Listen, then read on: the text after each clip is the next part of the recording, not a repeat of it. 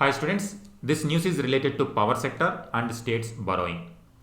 Here the news is saying Ministry of Finance has granted additional borrowing permission for two states for undertaking the stipulated reforms in power sector.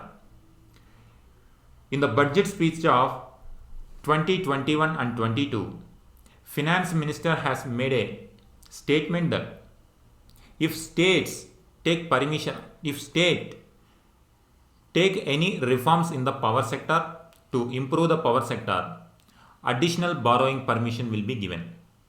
On those lines, here in this news, two states, one is Rajasthan and Andhra Pradesh, they reformed the power sector and they got the permission to borrow. And this space, this additional borrowing space can be used by these states for borrowing and using the funds for state development. Here we have to see, here two important points are there.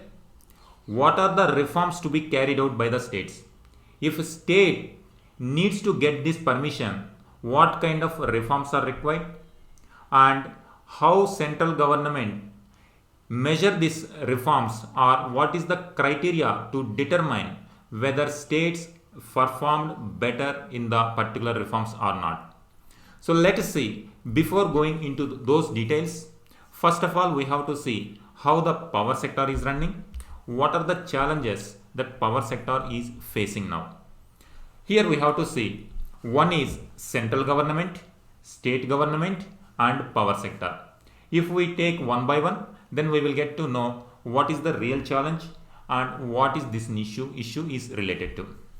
First of all, here power sector means it is including power generation.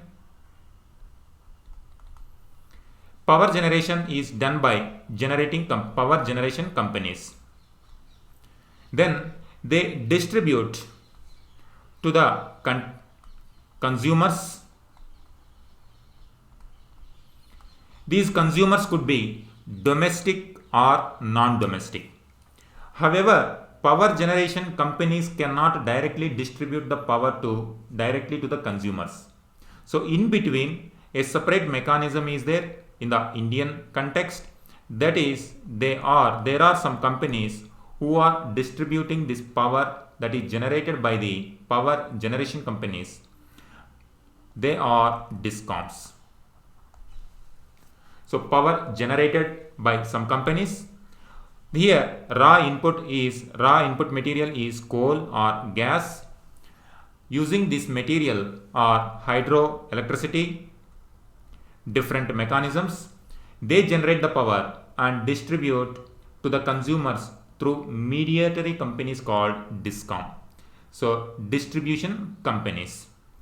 Here consumers can be, one is domestic for normal houses, and industries, or simply we can say non-domestic. So this is how power is generated and reaching the end user. Now these DISCOMs, on top of it state governments, on top of it central government. In central government related to this sector, two important institutions or two important ministries. One is Ministry of Power. Second one is Ministry of Finance. This news is related to the activities of Finance Ministry. And now we will see how this institutional setup is generating the electricity and distributing the electricity, and what are the challenges in this system. Now, power generation, if 100 units are generated, all 100 units do not reach the consumer. There are some losses in between. These losses are called AT and T. C. Aggregated technical and commercial losses. What are these technical and commercial losses? Technical losses means in the transmission process, there are certain losses from generation point to the end point. So these are technical and commercial means here distribution companies are purchasing 100 units of power. However, only 75 units are distributed to the consumers and remaining 25 units are being lost. However, while purchasing, distribution companies should purchase for 100 units. Now, they have to get the revenue from these 75 units. However, in the Indian context, there are losses here. Reason being, there is theft, power theft. People do not have meters. And even meters are there, efficient calculation is not there. And another part is, here there is domestic and non-domestic purposes. There are certain lines. Through these lines, for industrial purposes also, the same lines are used. That means they are using industrial purposes. Power is used for industrial purposes with domestic tariffs. So ideally, domestic tariffs are different and non-domestic purposes tariffs are different. Now, due to this mismatch, commercial losses are there for distribution companies. They purchase the power. If we take 100 units, if they are purchasing from generation unit, however, due to these losses, technical and commercial losses, they are not able to get the full amount for which they have bought. In addition to that, there are subsidies, state intervention in the power sector through subsidies. State government provide subsidies. Now, whatever losses distribution companies are made due to these issues, now state governments tries to support these distribution companies. And here one more issue is, here consumers included some state government departments also, and these state government departments and other local bodies, they also consume the power. However, they are not paying the tariff regularly. So regular payment, even after crossing all these, if proper calculation is there, now power bills are not paid by the consumers regularly. Because of all these issues, distribution companies are facing AT and C losses, aggregate technical and commercial losses. Now, central government Ministry of Power, it has brought certain reforms in order to mitigate these losses by the distribution companies. Obviously, ultimately in the end, distribution companies the losses are being borne by state government. Now once again, the state exchequer is burdened with this and people's money is wasted in this particular affair. Ministry of Finance has brought a particular reform that was called UDAI. Discom Assurance Yojana, Ujjwal Discom Assurance Yojana. This is related to power sector. According to this power sector, it encouraged state governments to take up the losses of distribution companies so that distribution companies are burdened less, so that they can effectively distribute the power to the consumers. Now, due to all these issues, power cuts are becoming normal and power distribution has taken dent in the country. Now, due to UDAI scheme, there are certain kinds of improvements in certain parts. However, in some parts, particularly in northern part of India and central part of India, still the losses between the generation and consumption, still the gap is there. That means the cost of purchase and the revenue it generates, still this gap is there in certain distribution companies. Now, in this context, in today's news, Ministry of Finance, it is saying if certain reforms taken by state governments in order to reform this sector, state government need additional resources. Now, state governments depend on resources, financial resources from central government. And constitutionally, there is a mechanism between central government and state government, that is Finance Commission. Finance Commission, for every 5 years, Finance Commission decides how much percentage of revenue should be allocated to the state governments by the central government.